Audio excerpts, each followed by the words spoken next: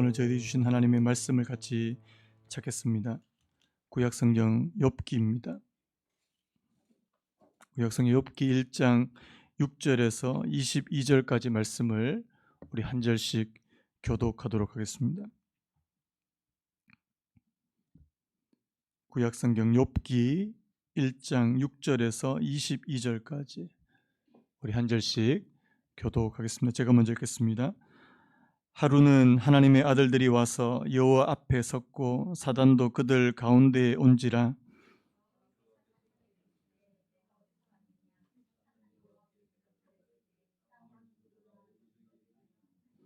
여호와께서 사탄에게 이르시되 내가 내 종 욥을 주의하여 보았느냐. 그와 같이 온전하고 정직하여 하나님을 경외하며 악에서 떠난 자는 세상에 없느니라.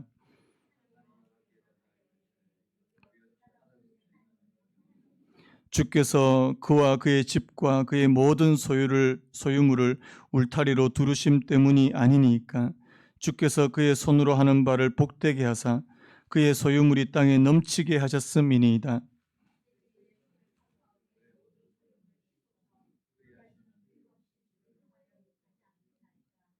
여호와께서 사탄에게 이르시되 내가 그의 소유물을 다 내 손에 맡기노라. 다만 그의 몸에는 내 손을 대지 말지니라. 사탄이 곧 여호와 앞에서 물러가니라.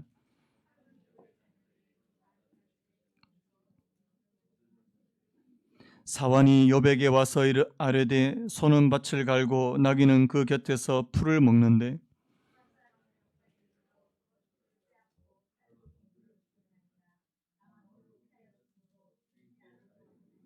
그가 아직 말하는 동안에 또 한 사람이 와서 아뢰되 하나님의 불이 하늘에서 떨어져서 양과 종들을 살라버렸나이다. 나만 홀로 피하였으므로 주인께 아뢰러 왔나이다.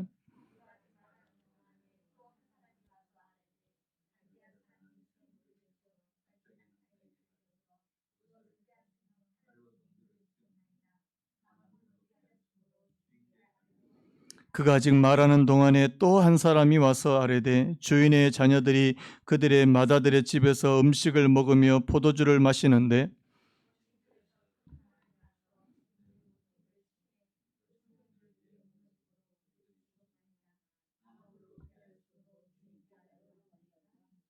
욥이 일어나 겉옷을 찢고 머리털을 밀고 땅에 엎드려 예배하며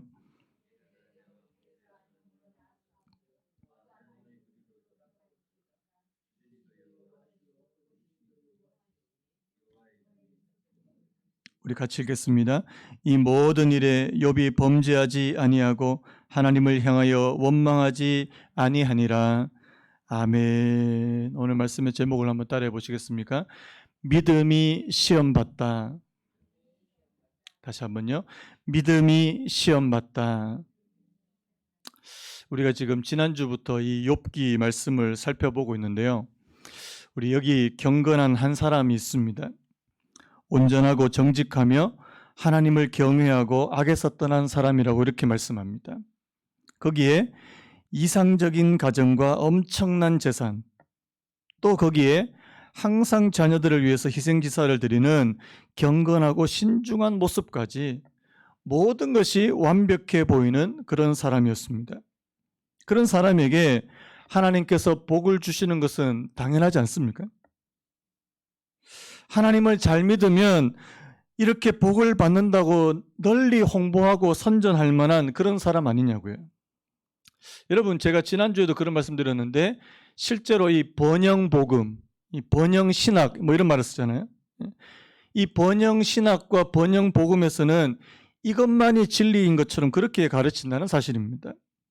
누구든지 하나님을 제대로 믿으면 재물과 건강과 장수의 축복을 얻는다. 이게 그들의 주장이에요.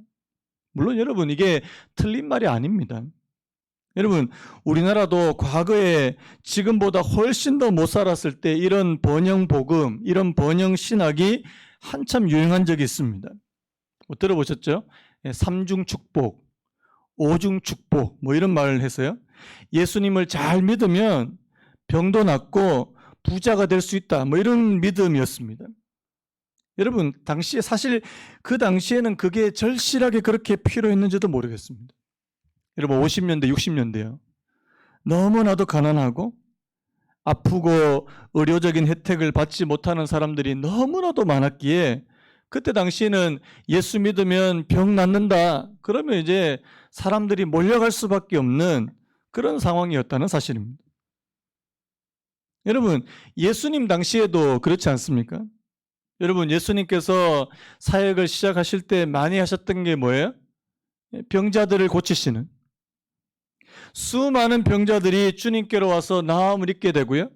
그 다음에 굶주린 자들이 먹을 것을 얻게 되는 이런 사실만큼은 부인할 것이 없습니다. 여러분, 사실 이 성경에도 이 번영복음처럼 들리는 그런 말씀들이 있는데요. 그 잠언의 3장 9절 10절에 이런 말씀이 있습니다. 내 재물과 내 소산의 처음 익은 열매로 여호와를 공경하라. 그리하면 내 창고가 가득히 차고 내 포도즙 틀에 내 새 포도즙이 넘치리라. 여러분, 이 말씀만 딱 이렇게 떼놓고 봤을 때 어떻습니까? 하나님을 잘 공경하면 어때요? 내 창고가 가득 차고 포도즙 틀에 새 포도즙이 넘칠 것이다. 여러분, 이 말씀이 잘못된 겁니까? 절대 잘못된 거 아닙니다. 하나님께서는요, 하나님의 말씀을 순종하고 하나님을 공경하는 자에게는 복을, 하나님의 말씀을 거역하는 자에게 화를 주신다고 그렇게 말씀하셨어요. 여러분, 우리가 지난주에 살펴봤던 이 욥기 1장 1절에서 5절까지 말씀만 보면 이 말씀이 항상 진리인 것처럼 보입니다. 마치 번영복음만이 진리인 것처럼 보인다는 말씀이에요. 그런데요, 오늘 우리가 이 6절부터 딱 들어오면 어떻습니까? 이 공식이 이제 깨어진다는 사실이에요. 이 공식이. 예. 그게 전부가 아니다라는 거예요. 내가 하나님을 잘 믿으면 누구나도 형통하게 되고 누구나도 번영하게 된다. 이 공식이 깨어지는 게 바로 오늘 이 6절부터의 말씀이라는 사실이에요. 여러분, 이 호사다마라는 말 아시죠? 이 모든 것이 너무나 잘 돌아갈 때 이 사람은 오히려 더 불안한 거 아닙니까? 앞에서 욥이요, 자기 자녀들도 잘 돼. 자기가 했는 모든 목축업과 농업도 너무너무 잘 돼. 이 모든 것이 잘 돌아간다고 그렇게 느껴질 때 여러분, 사람은 오히려 더 이게 불안한 거 아니냐고요? 너무 행복할 때 이 행복이 깨지지 않을까 더 불안한 거 아닙니까? 여러분, 사실 이 욥에게도 그런 불안이 있었던 것 같아요. 그 욥기 3장 25절에 이런 말씀이 있습니다. 우리 같이 한번 읽어볼까요? 욥기 3장 25절 시작.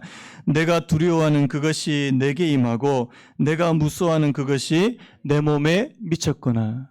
이게 나중에 이제 3장에 가면 자신에 대해서, 자신의 생애를 한탄하며 자신의 태어난 것을 한탄하면서 그렇게 탄식하는 부분인데요. 내가 두려워하는 그것이 내게 임하고, 뭘 두려웠을까요? 이 완벽하게 보이는 이 모든 환경들이 하루아침에 나락으로 떨어지지는 않을까 하는 그런 두려움이에요. 내가 무서워하는 그것이 내 몸에 미쳤구나. 모든 것이 행복하고 모든 것이 형통한 것처럼 보이는데 이것이 하루아침에 다 깨져 버리지는 않을 것인가 하는 그런 무서움이에요. 여러분, 실제로 욥에게 이런 끔찍한 일이 일어난 거 아닙니까? 여러분, 오늘 본문 13절부터 보면 욥에게 4번에 걸쳤어요.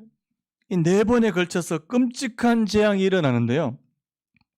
첫 번째 보시면 스바 사람들에 의해서 뭐가 뺏깁니까?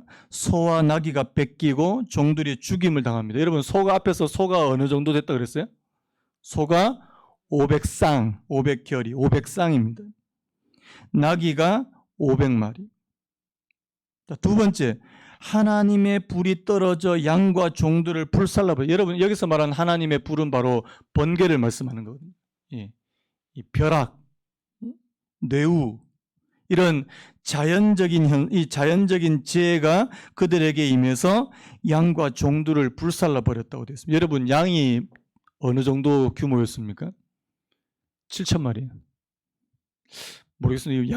양 7,000마리가 한꺼번에 다 그렇게 불살라 버렸는지 모르겠는데 이 엄청난 이런 피해예요. 그럼 세 번째가 뭡니까? 갈대아 사람들이 낙타를 모조리 탈취해가는. 낙타는 몇 마리예요? 3,000마리. 그리고 이제 마지막 네 번째가 가장 끔찍하지 않습니까? 큰 바람이 욥의 자녀들이 모인 집 네 모퉁이를 쳐서 자녀들을 모두 한자리에서 다 죽임을 당하게 되는.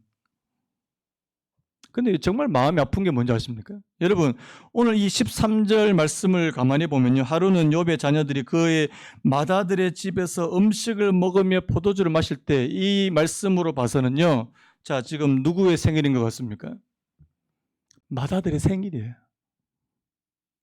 오늘 첫째 아들의 생일에 모든 그 형제 자매들이 모였는데 거기서 이런 끔찍한 재앙을 당했다는 사실입니다.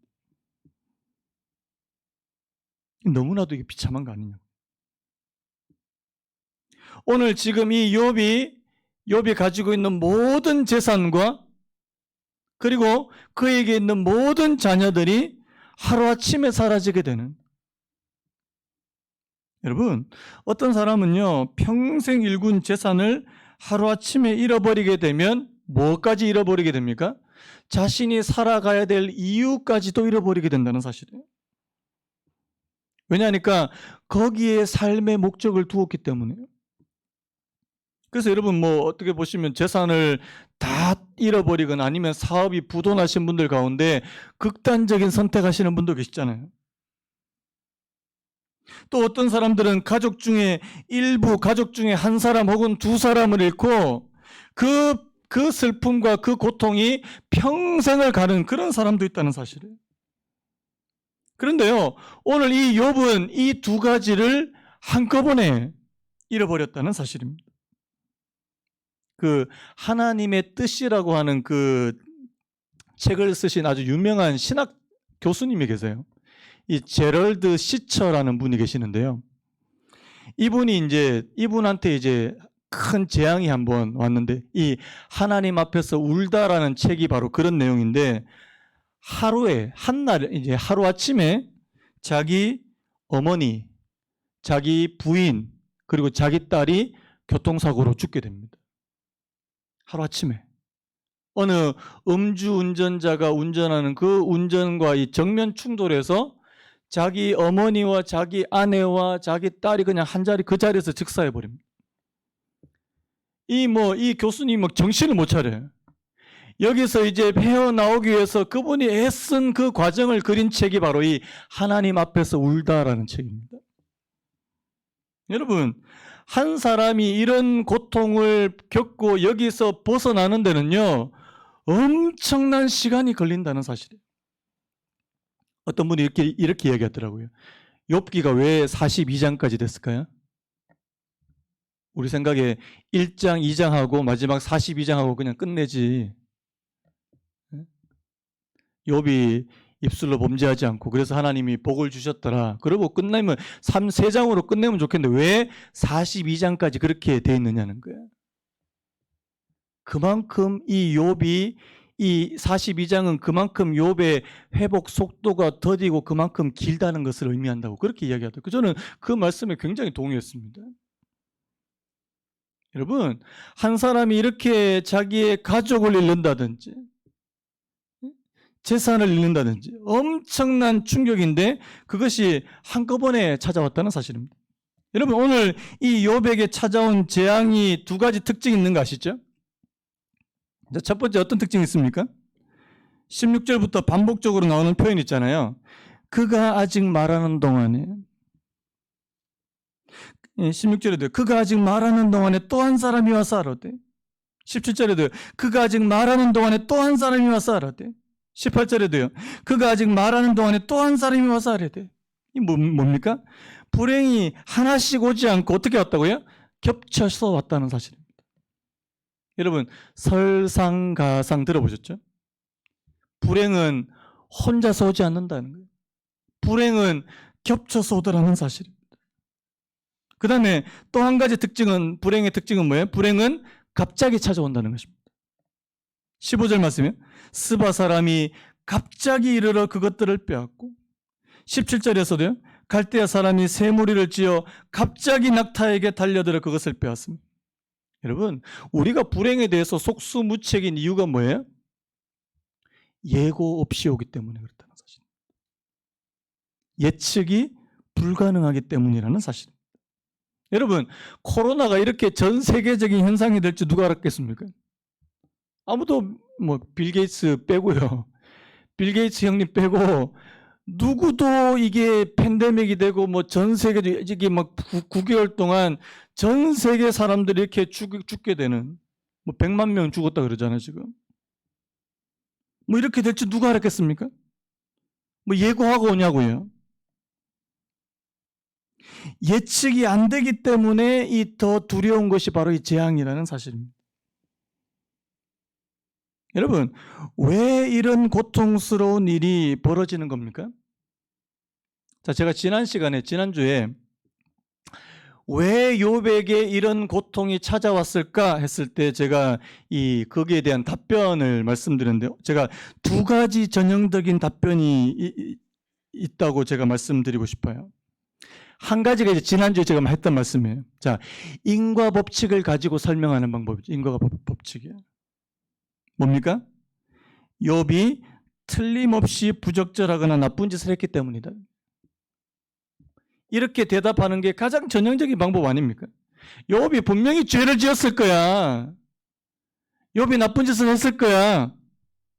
이게 이제 인과 법칙을 가지고 설명하는 거예요. 그 다음에 두 번째가 또 있습니다. 세속주의적인 관점도 있습니다. 이게 뭐냐니까 합당한 이유가 없다는 거예요. 선한 하나님이라면 이런 일을 허용하지 않을 테니까 신은 없거나 있다 하더라도 잔인할 뿐이다. 이거는 이제 하나님을 믿지 않는 사람들의 그런 주장 아닙니까? 하나님을 믿는 사람들 가운데도 욥이 죄를 지어서 그렇다. 이 전통적인 그런 관점이고요. 세속주의적인 관점은 하나님은 없다. 선한 하나님은 없다. 선하고 전능하신 하나님은 없다. 여러분, 욥은 이 둘 중에 어느 것에 해당되는 겁니까? 둘 다 해당되지 않는다는 사실이에요. 그래서 욥의 이 고난이 굉장히 특별하다는 사실입니다. 욥기는 인간의 고통이 어느 하나의 법칙에 딱 맞아 떨어지는 것이 아니라는 사실을 보여준다고 제가 말씀드렸죠. 자, 그렇다면 다시 한번 묻겠습니다. 욥이 왜 이런 고난을 당하는 것입니까? 자, 오늘 성경에서는 뭐라고 말씀해요? 오늘 성경에 이 욥의 고난이 13절부터 욥의 고난이 오기 바로 전에 6절부터 12절까지 무엇에 대해서 말씀하는 겁니까? 바로 하늘에서 일어난 일이에요. 천상에서. 우리도 알지 못하고 욥도 알지 못하고 그 누구도 알지 못하지만 하늘에서 일어난 일이 있더라는 사실입니다. 그게 뭡니까? 하나님과 사탄과의 그런 대화, 하나님과 사탄과의 그런 모종의 거래. 우리 8절을 먼저 볼까요? 자, 우리 8절을 우리 같이 한번 읽어봤으면 좋겠습니다. 8절 시작. 여호와께서 사탄에게 이르시되 내가 내 종 욥을 주의하여 보았느냐? 그와 같이 온전하고 정직하여 하나님을 경외하며 악에서 떠난 자는 세상에 없느니라. 여러분, 지금 하나님이 뭐 하고 있는 거예요? 사탄 앞에서 지금 욥 자랑하고 있는 거예요. 니 내 종 욥을 주의하여서 봤냐? 지금 욥을 가리켜서 뭐라고 이야기합니까? 내 종이다, 내 종. 아브라함이나 모세나 다윗이나 이런 사람들 앞에서 붙이는 내 종, 이것을 지금 누구에게 붙인단 말이에요? 욥에게 붙인다는 말이에요. 네가 내 종 욥을 주의해서 봤느냐? 그와 같이 온전하고 정직하여 하나님을 경외하여 악에서 떠난 자는 세상에 없느니라. 여러분, 여기 나오는 이 네 가지는 1장 1절에서 나왔던 거예요. 그 사람은 온전하고 정직하여 하나님을 경외하며 악에서 떠난 자더라. 이 말씀을 그대로 반복하는 겁니다. 여러분, 하나님이 지금 욥의 경건, 이 욥의 이 신앙을 인정해 주시고 계시다는 사실입니다. 그래서 내 종이라고 말하고 그렇게 사탄에게 자랑하고 있다는 사실입니다. 그런데 저는 이 말씀 보면서요, 사탄은 진짜 나쁜 사람이에요. 사람은 아닌데 사탄은 진짜 나쁜 사람이에요. 이 사탄을 히브리어로 하면 하사탄인데요. 이 이름의 원래 뜻이 뭐냐니까 고발하는 자, 고발하는 자. 다른 말로 대적하는 자. 이게 사탄의 원래 뜻입니다. 여러분, 사탄은요, 고발의 명수예요. 사탄은 어떻게 하든지 하나님과 인간 사이를 갈라놓고 그 사이를 비집고 이간질시키고 참소하는 데 명수였다는 사실입니다. 하나님과 지금 욥 사이의 이런 관계를 파괴시키려고 한다는 사실이에요. 자, 여러분 7절에서 이 하나님이 사탄에게 뭐라고 묻습니까? 네가 어디서 오느냐? 그렇게 물으니까 사탄이 뭐라고 얘기해요? 땅을 두루 다녀 여기저기 다녀왔습니다. 여러분, 사탄이 왜 땅을 두루 돌아보아서 다녀왔을까요? 여러분, 그 베드로 전서 5장 8절 말씀 잘 아시죠? 근신하라 깨어라 너희 대적 마귀가 우는 사자같이 두루 다니며 삼킬 자를 찾나니. 사탄이 왜 돌아다닐까요? 오늘도 믿음을 무너뜨릴 사람이 있을까요? 하나님과의 관계를 깨뜨릴 사람이 있을까요? 여러분, 사탄이 욥을 주위에서 봤을까요? 안 봤을까요? 너무나도 주위에서 봤다는 사실이에요. 오늘 이 하나님께서 이 욥에 대해서 이런 사람이 없다 이렇게 자랑하니까 사탄이 딱 하는 말이 뭐예요? 자, 오늘 9절을 세 번역으로 보니까 이렇습니다. 그러자 사탄이 주님께 아뢰었다. 욥이 아무것도 바라는 것이 없이 하나님을 경외하겠습니까? 저는 이 말씀이 정말 좋은 말이 아닌데요. 이게 참 어떻게 보면 굉장히 무서운 말입니다. 다시 한번요. 욥이 아무것도 바라는 것이 없이 하나님을 경외하겠습니까? 저 사탄이 무서워요. 왜요? 인간의 마음을 너무나도 꿰뚫어 보고 있다는 사실입니다. 욥이 진짜 하나님께 바라는 것이 없이 그냥 순수한 마음으로 하나님을 섬긴다고 그렇게 생각하십니까? 그 오산이거든요. 10절에서도요. 주님께서 그와 그의 집과 그가 가진 모든 것을 울타리로 감싸주시고 그가 하는 일이면 무엇에나 복을 주셔서 그의 소유를 온 땅에 넘치게 하지 않으셨습니까? 지금 사탄은 지금 무엇에 의문을 제기하는 거예요? 여러분, 사탄도요, 욥이 하나님을 잘 섬기는 거 알고 있습니다. 하나님 앞에 경건한 그런 모습을 가지고 있는 거 인정합니다. 그런데 사탄이 지금 의문을 제기하는 것은 욥이 무슨 동기로 그렇게 하는 것입니까? 욥의 동기를 지금 동기의 의문을 제기하고 있다는 사실이에요. 크레이그 바르톨로뮤라는 학자가 이런 말을 했는데 한번 들어보실래요? 여호와 하나님과 사탄이 대면하면서 이 이야기의 초점은 사태의 겉모습을 벗어나서 가장 깊은 차원의 실제, 곧 마음의 차원으로 옮겨가게 된다. 욥이 정말 아무것도 안 바라고 그냥 순수한 마음에서 그렇게 하나님을 섬긴다고 생각하십니까? 아유, 하나님 순진하시기도 하시지. 뭔가 이게 오고 가는 게 있으니까 이게 하나님 잘 믿는 거 아닙니까? 인정하시는 분 하면요. 여러분, 오늘 이 질문은요, 오늘 저희들한테 하는 거예요. 내가 진짜 하나님을 섬기려고 하는 이유가 뭐죠? 정말 하나님 때문입니까? 아니면 하나님께서 내게 주시는 그 무언가 때문입니까? 여러분, 때로는요, 하나님께서 저희들 마음에 위로를 주시고 평안을 주신 것도 그분이 주시는 선물이에요. 내가 그것 때문에 하나님 믿으려고 하는 거 아닌가?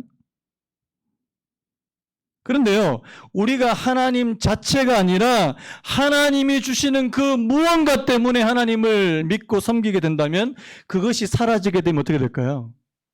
하나님을 너무나 쉽게 떠나가게 된다는 사실입니다. 사실 우리 주변에 그런 분들이 많습니다. 여러분, 교회 나오는 목적이 뭐예요? 만약에요, 그런 일이 없겠지만 교회 출석한 후로부터 되는 일이 하나도 없어요. 교회 마음 잡고 이제 교회 나왔는데 되는 일이 하나도 없어요. 다 안 돼. 애들은 더 말썽이고, 뭐 남편은 더 사업이 안 되고, 뭐 건강은 더 안 나빠지고. 여러분, 나올 마음이 있겠습니까? 없겠습니까? 있을까요? 없을까요? 안 나오고 싶죠. 여러분, 지금 저는요, 이번 코로나가 우리 같이 믿는 자들의 마음의 동기를 여지없이 드러내는 계기가 된다는 생각이 들어요. 왜 그렇습니까? 우리가 이제까지 무엇을 위해서 하나님을 섬겼냐는 사실입니다. 하나님이 내가 원하는 것을 주시지 않고 도리어 빼앗아 가실 때도 나는 하나님을 섬길 것인가? 그렇게 하시겠습니까? 그래도 하나님 그래도 이것도 주시고 이것도 주시니까 내가 하나님 잘 믿는 거지. 빼앗아 가시면. 하나님 안녕히 계세요. 교회도 이제 그만 나오고요. 여러분, 이것이 욥에게 굉장한 이제 욥의 순수성, 욥의 동기의 순수성을 테스트하는 리트머스 시험지 같더라는 사실이에요. 여러분, 그렇다면요, 자, 지금 이 사탄의 주장이 사실이 아니라는 것을 증명하기 위해서 뭐가 필요한 거예요? 하나님이 주셨던 것을 다 빼앗아 가봐야 된다는 겁니다. 11절에요. 이제 주의 손을 펴서 그의 모든 소유물을 치소서, 그리하시면 틀림없이 주를 향하여 욕하지 않겠나이까. 여러분, 이 부분에 대해서, 이 11절에 대해서 크리스토퍼 애쉬라는 분이 정말 탁월한 설명을 달았는데요. 제가 한번 천천히 읽어드릴 테니까 한번 들어보시기 바랍니다. 사탄의 논리는 흠잡을 데가 없다. 하나님이 사랑의 예배를 받으실 만하다고 믿기 때문에 욥이 경건한 것인지 축복을 받기 위해 경건한 것인지 누가 알겠는가? 욥의 참된 경건이 번영으로 이어졌는가? 아니면 욥이 누리는 번영이 욥을 피상적인 경건으로 이끌었는가? 사탄은 반드시 확인해 봐야 한다고 말한다. 하나님의 명예가 여기에 달렸다. 확인할 방법은 하나뿐이다. 욥이 누리는 번영을 제거해야 한다. 탁월해요. 어떤 분 이렇게 또 항변하신 분이 있습니다. 하나님 다 아시는 거 아닙니까? 여러분, 하나님이 다 아신다고 할지라도 지금 누구에게 지금 증명해야 돼요? 사탄에게 증명해야 된다는 거죠. 왜냐하니까요. 왜냐하면 지금 이 사탄이 공격하는 것은 단순히 욥에 대한 공격만 있는 것이 아니라요, 바로 하나님에 대한 공격도 있기 때문에 그렇다는 사실입니다. 왜 그렇습니까? 지금 하나님이 뭐라고 인정했어요? 욥이 내 종이다. 욥처럼 경건하고 온전하고 정직하고 하나님을 경외하고 악을 떠난 사람은 세상에 없다. 하나님이 인정하셨는데요, 사탄이 거기에 의문을 제기했습니다. 이건 바로 하나님에 대한 공격이기도 하다는 사실이에요. 그래서 하나님이 사탄의 도전을 수용하신 거다, 이렇게 본다는 사실입니다.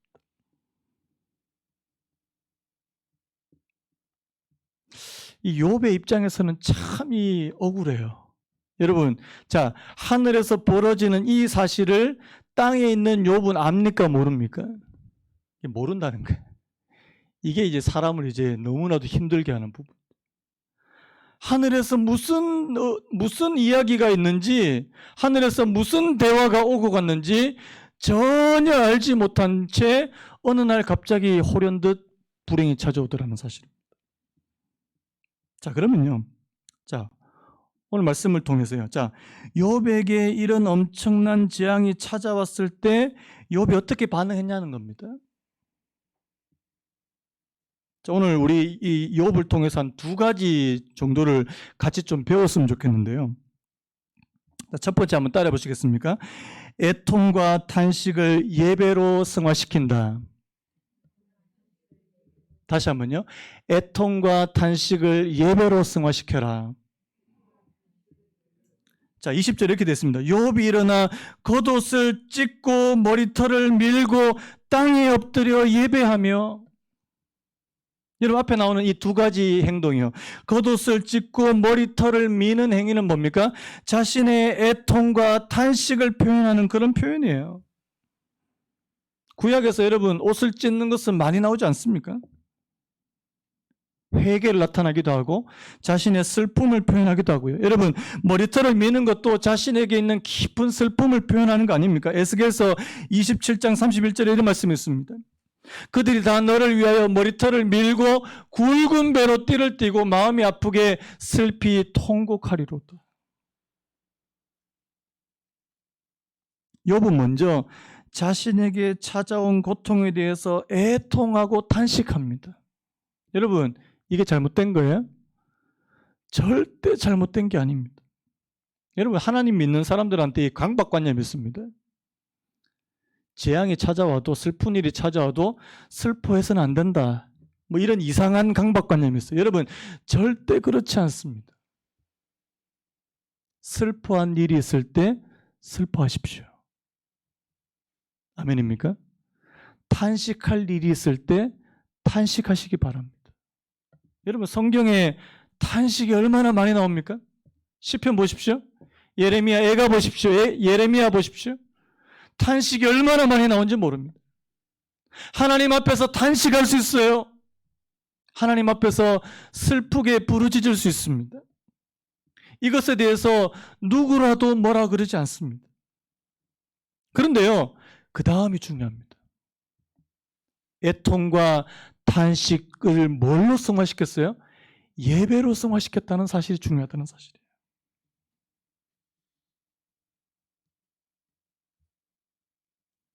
(20절) 말씀 다시 보면 욥이 일어나 겉옷을 찢고 머리털을 밀고 땅에 엎드려 예배하며 21절에도 이렇게 됐습니다. 여호와의 이름이 찬송을 받을지니이다. 여호와의 이름이 찬송을 받을지니이다. 여러분 이게 어떻게 가능한 거예요? 여러분 많은 사람들이요 불행을 당하면 거기서 애통하고 탄식을 하게 되는데 그 다음에 뭘로 빠지게 돼요? 절망으로 빠져버린다는 사실입니다. 예배로 승화되기보다는 절망으로 빠지기가 너무나도 쉬운 거 아닙니까? 나 이제 더 이상 뭐 희망 없다. 그러니까 뭐 될 대로 되든지. 그 절망한 날엔 키에르케고르라는 책이 있는데요. 그 책에 이런 내용이 있습니다. 절망은 언뜻 철저한 자기 비판처럼 보이지만 사실은 은밀한 자기중심적인 태도이다. 자기중심적인 자아에게 너만 바라보지 마, 내 생각만 하지 마라는 메시지를 전하려고 노력해야 한다. 실제로 절망한 사람은 온통 자기 생각뿐이다. 절망한 사람은 무수히 아픈 상처처럼 끝없이 나타나는 자기 단점에만 집중해 자신만 생각한다. 저는 탁월한 관점이라고 생각해요. 이 키에르케고르가 기독교 철학자 아닙니까? 절망한 사람은 한테는 온통 자기 자신밖에 없다는 거예요. 여러분 욥이라고 왜 절망에 빠져 있고 싶지 않겠습니까? 근데 여러분 온통 자기 자신에게만 빠져 있는 것에서 여러분 거기서 탈출할 수 있는 그 비결이 뭐예요? 하나님께 예배하는 거라는 사실입니다. 시선을 바꾸는 거죠. 우리가 자주 부르는 찬양과 가사, 이 찬양 아시죠? 내게로부터 눈을 들어 주를 보기 시작할 때 주의 일을 보겠네. 모든 시선을 주님께 드리고 살아계신 하나님을 느낄 때 내 삶은 주의 역사가 되고 하나님이 일하기 시작하네. 여러분 예배는 다른 거 없어요. 여러분 예배는요 시선 돌리기예요. 한번 따라해볼까요? 예배는 시선 돌리기다. 예배는 다른 게 아니에요. 여러분 우리는 항상 우리 자신한테만 이게 시선이 막 몰두되어 있거든요. 절망한 사람들은 더 심하고요. 그런데 그 시선을 하나님께로 돌리는 거예요. 이게 예배라는 사실입니다. 그래서 이 애통과 탄식을 예배로 승화시키려고 했던 이 욥의 모습이에요. 여러분, 오늘 저와 여러분들에게 이 은혜를 주시기를 예수님의 이름으로 축복합니다. 그 다음에 두 번째가요. 한번 따라해 보시겠습니까? 하나님의 주권을 인정하는 태도. 자, 여러분 보십시오. 욥이요. 자, 오늘 또 한 가지 또 한 가지 욥을 통해서 배워야 될 게 뭡니까? 오늘 욥이 뭐라고 고백해요? 모든 것이 하나님께로부터 온 선물이라는 사실을 고백합니다. 자, 뭐라고 얘기해요? 주신 이도 여호와시요. 자, 여러분 뭘 주셨습니까? 자녀도 주셨고, 소, 양, 낙타, 나귀, 모든 그런 재산도 주시고, 종들도 주시고. 여러분, 주신 이가 누구라고요? 하나님이시대. 모든 것이 하나님께로부터 온 선물임을 인정한다는 사실입니다. 그래서요, 그것을 주시는 것도 또 그것을 가져가시는 것도 하나님의 주권 안에 있다는 사실을 고백합니다. 특별히 21절이요. 주신 이도 여호와. 이 말은 여기 안에 뭐가 들어있을까요? 주신 이도 여호와시오. 여기에는 감사가 들어있습니다. 감사. 주신 이도 여호와시오. 그 다음에 그렇다면요. 거두시는 이도 여호와시다. 이 말 속에는 뭐가 들었을까요? 순종하겠습니다. 순종이 들어가 있다는 사실이에요. 여러분, 혹시 여러분 가운데 이렇게 생각하시는 분 안 계십니까? 이게 내가 어떻게 모은 건데, 이게 내가 어떻게 해서 이게 약착같이 모은 건데, 이게 만약 하루아침에 날렸더니 하루아침에 이게 날아갈 수 있나? 아직까지 하나님께서 주셨다는 사실을 인정하지 못하는 사람들이죠. 여러분, 여러분들에게 있는 모든 것이 하나님께로부터 왔다는 사실 여러분 인정하세요? 이게 인정이 안 되면 그러면 이제 원망과 불평과 온갖 것들이 나오게 된다는 사실이에요. 여러분, 내 힘과 노력으로만 얻은 거 아닙니다. 착각하지 마십시오. 하나님 선물이에요. 이 사실을 인정한다는 사실입니다. 또 보십시오. 자, 엄청난 재산과 자녀들을 잃고도 욥이 어떻게 자신의 이 소유물에 대해서 이렇게 초연할 수 있습니까? 자, 욥에게 오늘 욥에게 또 한 가지가 더 있었죠? 뭐가 있었어요?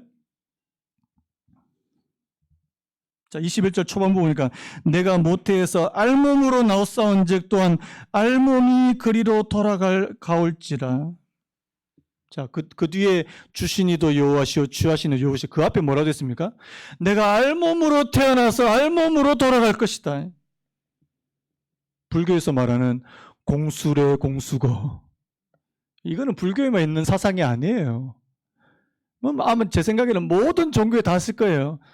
빈손으로 왔다가 빈손으로 가게 된다. 전도서 5장 15절에도 이런 말씀이 있습니다. 그가 모태에서 벌거벗고 나왔은즉 그가 나온 대로 돌아가고 수고하여 얻을 것을 아무것도 자기 손에 가지고 가지 못할 것이다. 여러분, 하나님의 주권을 인정하는, 그리고 이 욥이 한 가지 깨달은 게 뭡니까? 아, 내가 아무것도 가지고 오지 못했구나. 그렇다면 내가 하나님께로 돌아갈 때도 아무것도 갖고 갈 수 없겠구나. 여러분, 이 사실 하나만 깨달을 수만 있어도 저는 엄청나다는 생각이 듭니다. 제가 이번 주에 이 유튜브 영상을 하나 우연히 보게 됐어요. 근데 오늘 하필이면 이 설교하고도 정말 맞아떨어지는 그런 영상이었습니다. 여러분, 그 왜 최근에 그 카이스트라는 학교에 자신이 평생 모은 재산 766억을 다 기부한 그 할머니 그 회장님 혹시 아세요? 이수영 회장님이라는 분이 계시는데 이분 뭐 대단하신 분이에요. 지금 74인가 75인가 그런데 자신이 평생 동안 모은 재산이 어마어마한 재산입니다. 부동산 임대업도 하고 낙농업, 목축업, 철광해서 이 산업을 기업을 일으키신 분이에요.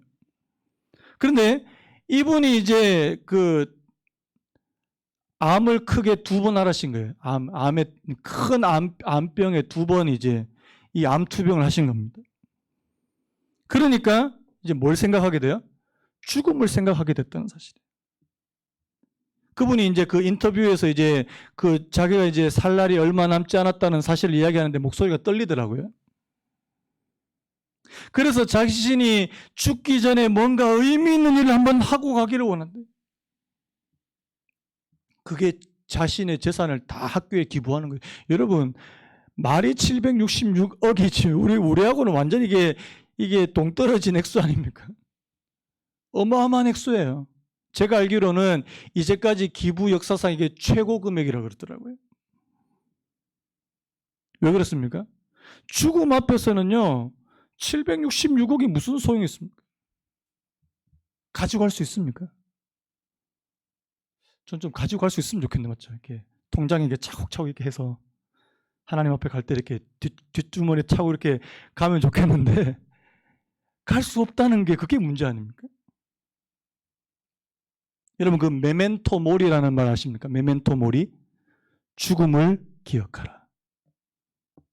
우리가 마지막 하나님 앞에 서게 될 때 우리가 무엇을 가지고 갈 수 있습니까? 이 땅에 있는 것 중에 우리가 가지고 갈 수 있는 것은 하나도 없어요. 하나도 없다는 사실입니다. 근데 여러분, 성경에 보면요, 하나님 앞에 영원히 남아있는 것이 있습니다. 요한일서 2장 17절에 이런 말씀이 있습니다.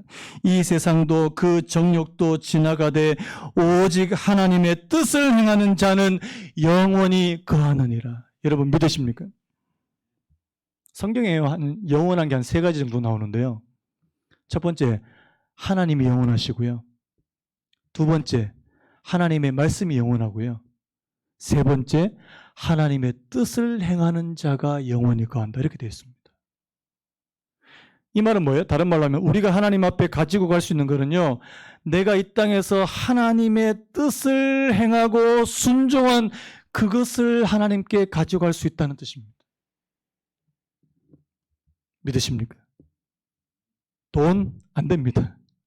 부동산 더더욱 안 됩니다. 자녀 안 됩니다. 그런데 내가 이 땅에서 하나님의 뜻에 온전히 순종해서 그 말씀을 순종하며 행해드린 그 사건, 그 행한 일은 하나님 앞에서 영원히 잊혀지지 않더라는 사실이에요. 죽음을 기억하십시오. 하나님의 주권을 인정하고요. 여러분, 오늘 욥이요, 이렇게 자신의 믿음이 시험을 받고 이렇게 지금 엄청난 재앙을 당하고도 그가 이렇게까지 할 수 있었던 이유는 뭡니까? 하나님의 주권을 인정하고요. 자기에게 있던 그 애통과 탄식을 예배로 승화시켰기 때문에 가능한 줄로 믿습니다.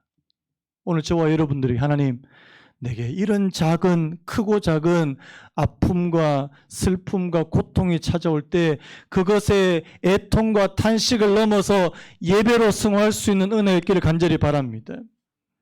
그 다음에요, 하나님의 주권을 인정하십시오. 하나님 주권 인정하십시오. 그리고요, 죽음을 기억하십시오.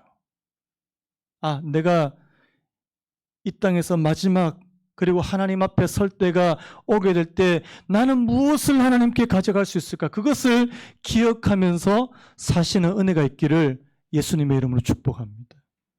우리 아까 불렀던 찬양 한번 부르고 오늘 오늘 예배 마치려고 하는데요. 모든 상황 속에서 주를 찬양할지라.